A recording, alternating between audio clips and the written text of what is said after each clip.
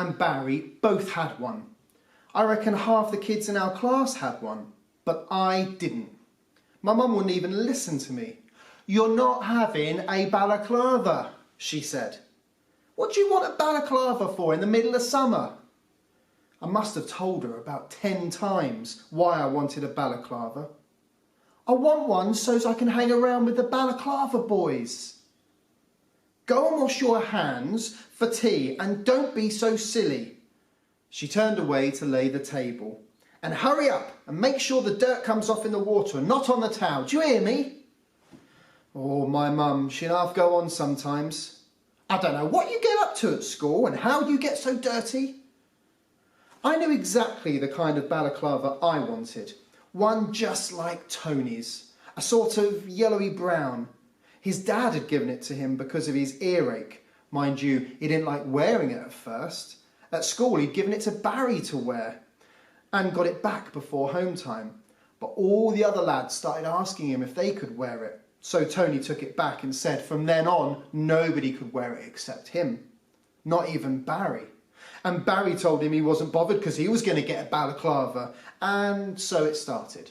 The balaclava boys. Before long, everyone had one. It wasn't a gang, really. I mean, they didn't just have meetings or anything like that. They just went around together wearing their balaclavas. And if you didn't have one, you couldn't hang around with them. Tony and Barry were my best friends, but because I didn't have a balaclava, they wouldn't let me go around with them. And I tried.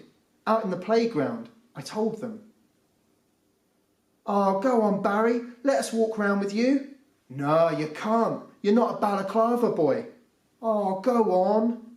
"Nah." "Please."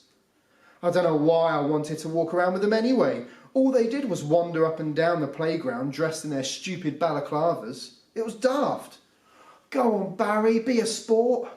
"I've told you, you ain't a balaclava boy. You've got to have a balaclava. If you get one, you can join." "But I can't, Barry. My mum won't let me have one." "Tough luck."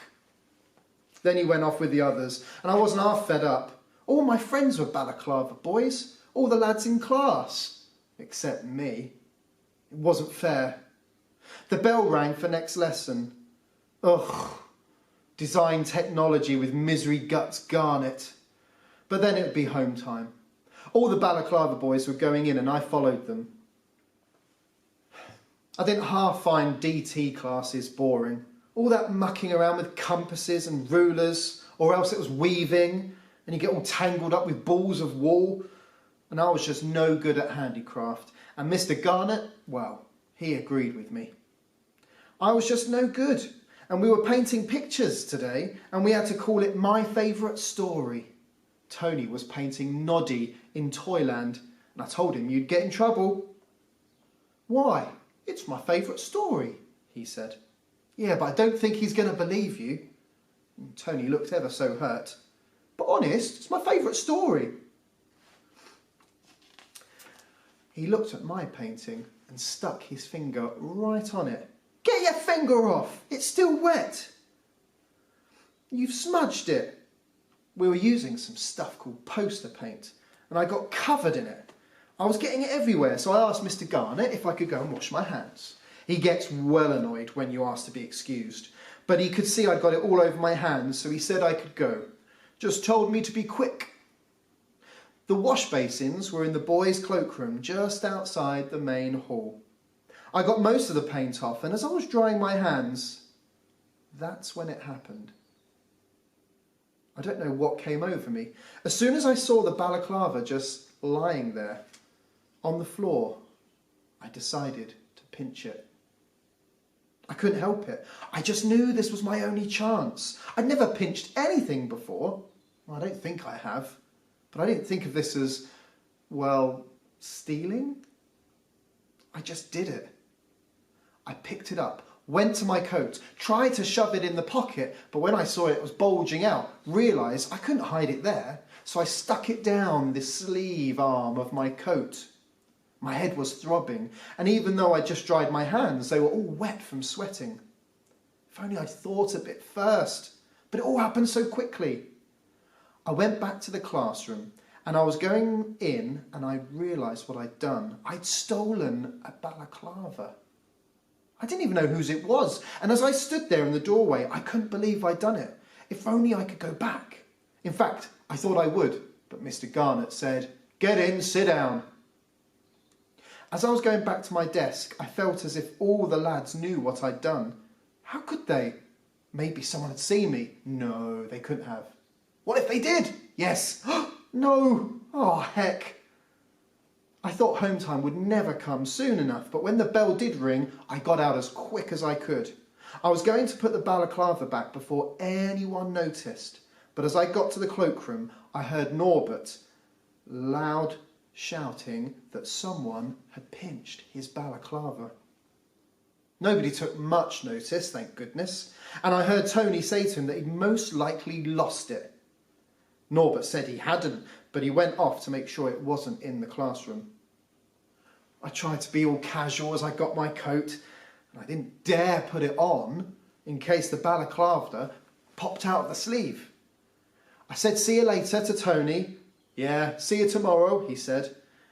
And it was good to get out in the open air. I couldn't wait to get home and get rid of that blooming balaclava. Why had I gone and done such a stupid thing like that in the first place? Norbert was sure to report it to the headmaster, and there'd be an announcement in assembly the next morning, and the culprit would be asked to own up. I was running home as fast as I could. I wanted to stop and take out the balaclava and chuck it away, but I didn't dare. The faster I ran, the faster my head was filled with thoughts. I could give it back to Norbert. You know, say I'd taken it by mistake. No, he'd never believe me. Never.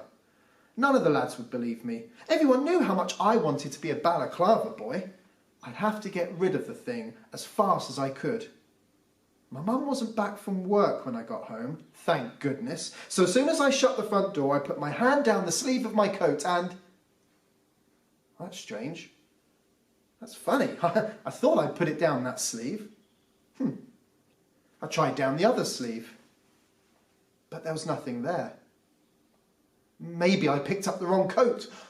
No, it was definitely my coat. Oh no, I must have lost it while I was running home. But I was kind of glad in a way.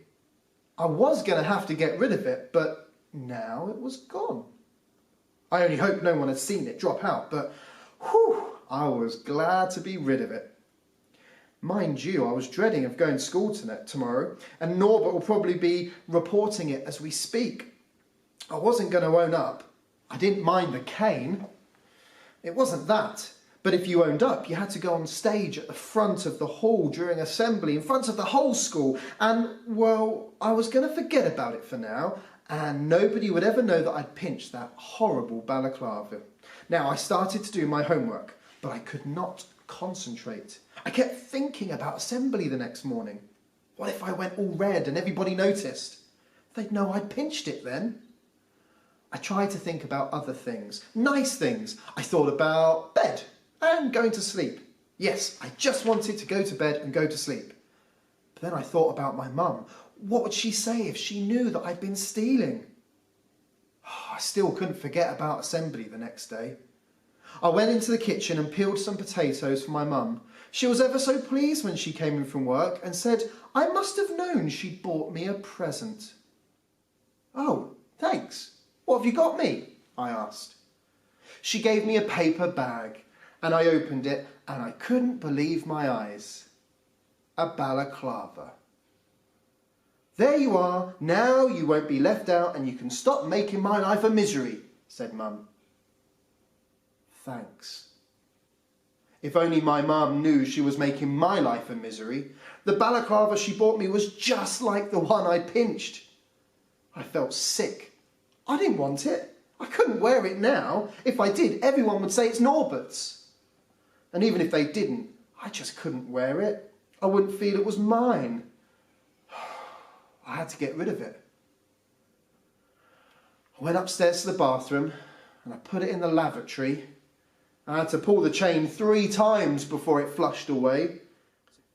It's a good job we've got an upstairs bathroom, otherwise Mum would have wondered what was wrong with me. I could hardly eat my dinner. "What's wrong with you? Aren't you hungry?" Mum demanded. No, not much. What have you been eating? You've been eating sweets again, haven't you? No, I just don't feel hungry. Don't you feel well? Oh, I'm all right. I wasn't. I felt terrible. I told my mum I was going upstairs to work on my model aeroplane.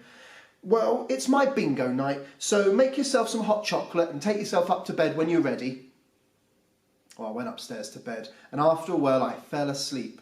And the last thing I remember was a big balaclava with a smiling face. It was the headmaster's face. I was scared stiff when I went to school the next morning. In assembly, it seemed different. All the boys were looking at me. Norbert pushed past and didn't say anything. And when prayers finished, I just stood there waiting for the headmaster to ask for the culprit to own up. But then he started talking about the school fete. And then he said he had something very important to announce.